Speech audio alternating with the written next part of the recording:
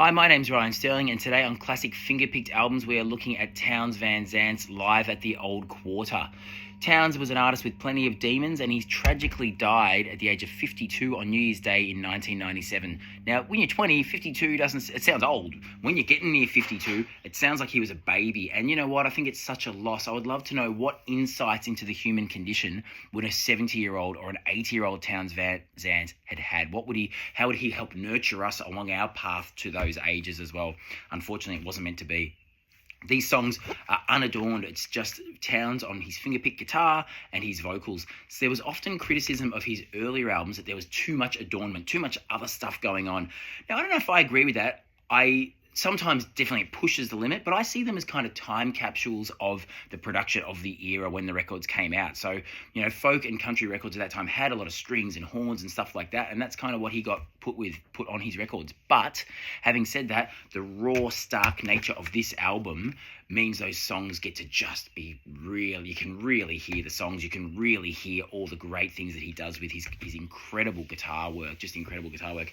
There's a lot of jokes on this album. Oh, by the way, this record, I'll come back to the jokes.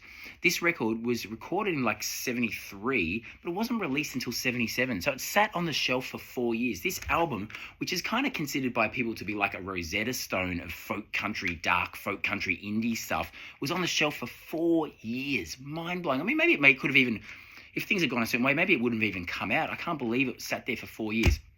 Anyway, there's some jokes on the album, some questionable jokes just in their dated nature, but then I think they kind of do bring that kind of lightheartedness to it and show us that, you know, Townes wasn't all serious. There was often a glimmer in his eye, and, you know, he's seen as this, at times, very dark writer, but he's actually, there's a real lot of light and humour in his songs as well.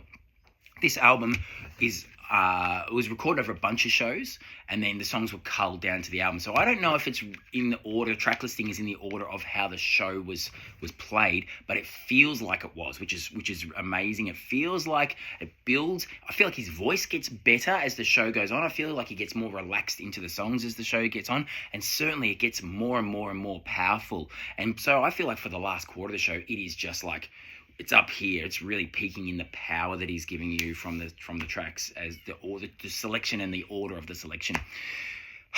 Some people say he's bleak or desolate. I don't reckon that's true at all. I think it's all about rescue and salvation with Townes, and so I reckon that's why it's so popular. There is bleak and desolate themes, absolutely, but there is rescue and salvation when you take the art as a big blob, not just individual songs, but you take him as an artist. If you like him, please check out all the other albums as well. Check out his mate Guy Clark, especially his first two albums and one of his later albums called